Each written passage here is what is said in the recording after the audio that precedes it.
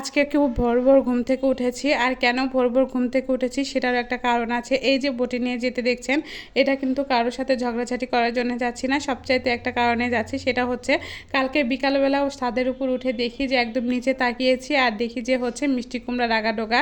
আর এত সুন্দর লকলক করছিল মিষ্টি কুমড়ার আগাডোগাগুলো, সেগুলো মনে হচ্ছে না তুললে একদমই হবে না, কারণ কিছুদিন পরে পানি হয়ে একদমই ডুবে যাবে আর এগুলো একদম পচে যাবে। আর পচে যাওয়ার চাইতে খাওয়াটা মেলা ভালো, কারণ আমরা নওগাঁর মানুষ কিন্তু সবজি খেতে বেশি ভালোবাসি, মানে শাকসবজি খেতে একটু বেশি ভালোবাসি।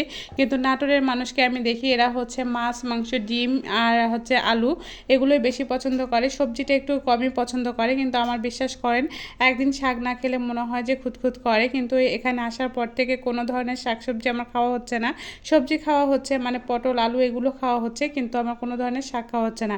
কিন্তু কালকে যখন বিকালে দেখেছি তখনই কিন্তু আমার লোভ লেগে গিয়েছে। আর যখন দেখালাম যে সবাই ঘুমিয়ে আছে আর ঘুম থেকে ওঠার আগেই, মানে রাস্তাতে যখন একদমই মানুষ ছিল না, আর এইখানে কিন্তু হচ্ছে একদম রাস্তার সাথে এখানে করলার ফুলও ফুটেছে, তারপরেও দেখেন পেকে পেকে গিয়েছে। তো চিন্তা করলাম যে এখন যদি না তুলি কিছুদিন পরে পানি এসে একদম পচে যাবে, তাহলে পচে যাওয়ার কি দরকার, তার মধ্যে আমার খাওয়াটাই ভালো, তাই না? আর মিষ্টি কুমড়ার আগাডোগা কে না পছন্দ করে বলেন, আমার তো ভীষণ পছন্দ। তার মধ্যে একদম টাটকা টাটকা হচ্ছে মানে মিষ্টি লাউয়ের আগাডোগা, এগুলো কিন্তু আমার কাছে সবচাইতে বেশি ভালো লাগে। তো আম্মুকে বলেছিলাম, আম্মু তো বকাঝকা করছিল, আর আম্মুকে বকাঝকা করার কারণে কিন্তু আমি একদম ঘুম ঘুম সকাল থেকে উঠেই চলে আসছিলাম, যাতে মানুষজন কেউ না দেখতে পায়। আর হচ্ছে দেখতে পেলেই কি, এটা তো আমাদেরই জায়গা, আমাদেরই সব কিছু। তারপরেও মনে হচ্ছিল যে মানুষ দেখলে হয়তো বা একটু লজ্জা লাগবে যে আমি হচ্ছে শাক কুড়িয়ে খাচ্ছি। আম্মু বলছে প্রয়োজন পড়লে তোমাকে আমি কিনে নিয়ে এসে দেবো, কিন্তু তারপরে তোমাকে তুলতেও যেতে হবে না। আসল কথা কি জানেন, গ্রামে যদি বাড়ি হতো তাহলে কিন্তু হচ্ছে সবাই টাটকা টাটকা শাকসবজি খেতে পারতো, কিন্তু আমার শ্বশুর বাড়িও হচ্ছে শহরে এবং হচ্ছে আমার মায়ের বাড়িও শহরে, এই কারণে আসলে টাটকা কোনো কিছুই খাওয়া হয় না, সব কিছু কিন্তু কিনে খাওয়া হয়। তো এতগুলো হচ্ছে আমি সবজি পেয়েছি, আমি তো ভীষণ খুশি, কারণ একদম টাটকা টাটকা হচ্ছে খাওয়ার কিন্তু মজাটাই আলাদা। তো আমার কাছে কিন্তু ভীষণই ভালো লাগে, টাটকা জিনিসের স্বাদই আলাদা। তো চিন্তা করলাম যে একদম নিয়ে যেয়ে তারপরে কিন্তু হচ্ছে আমি এগুলো কেটে কুটে দিব, কারণ আম্মুকে দিলে আম্মু একটু রাগবাগ করবে, কারণ তুমি কেন এগুলো নিয়ে আসছো, যাই হোক এটা বলবে। তো এটা নিয়ে হচ্ছে আসলে আম্মুর সাথে কোনো তর্ক করব না। তো এগুলো যখন ভাজি করা হবে তখন কিন্তু বেশ মজা লাগে। কারা কারা মিষ্টি লাইয়ের আগাডোগা পছন্দ করেন অবশ্যই কিন্তু আমাকে কমেন্ট করে জানাবেন। আর এটাগুলো কিন্তু আমি নিয়ে আসছি। আর আম্মু দেখি ঘুম থেকে উঠে যে সকালবেলা মানে আমাদের গাছের আমগুলো পড়েছে, আর আমগুলো একদমই থাকছে না, রাত করে কিন্তু ঝড় বৃষ্টি হয় আর তখনই কিন্তু এই আমগুলো পড়ে যায়। আর আম্মু কিন্তু কুড়িয়ে নিয়ে আসে, আর কুড়িয়ে নিয়ে আসার পরে এইভাবে রেখে দেয়। তো চিন্তা করলাম যে আজকে আমগুলো হচ্ছে আম্মুকে বলবো ঘাটি করতে, মানে হচ্ছে আচারের মতো করতে। একদম আঠি জমে গেছে, এগুলো আঠিরাম ছিল।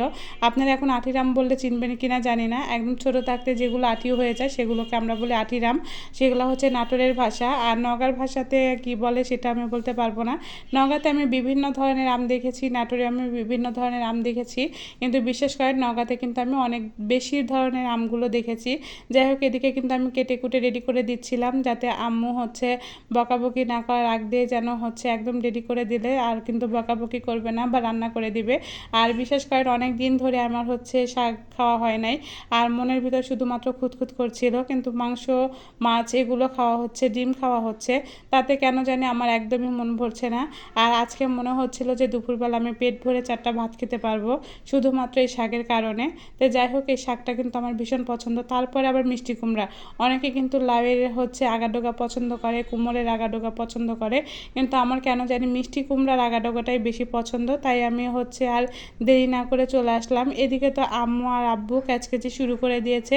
এই যে দেখেন, আমাদের যখন বৃষ্টি হয় তখন কিন্তু সব পানি জমা হয়, কারণ আমাদের বাড়ি তো এদিকে উঁচা হয়ে গিয়েছে আর এদিকে তো নিচা জায়গা, আর নিচা জায়গাতে পানি জমা হয়, তখনই কিন্তু হচ্ছে আম্মু আর আব্বুর মধ্যে একটু ক্যাচকেচি শুরু হয়েছে।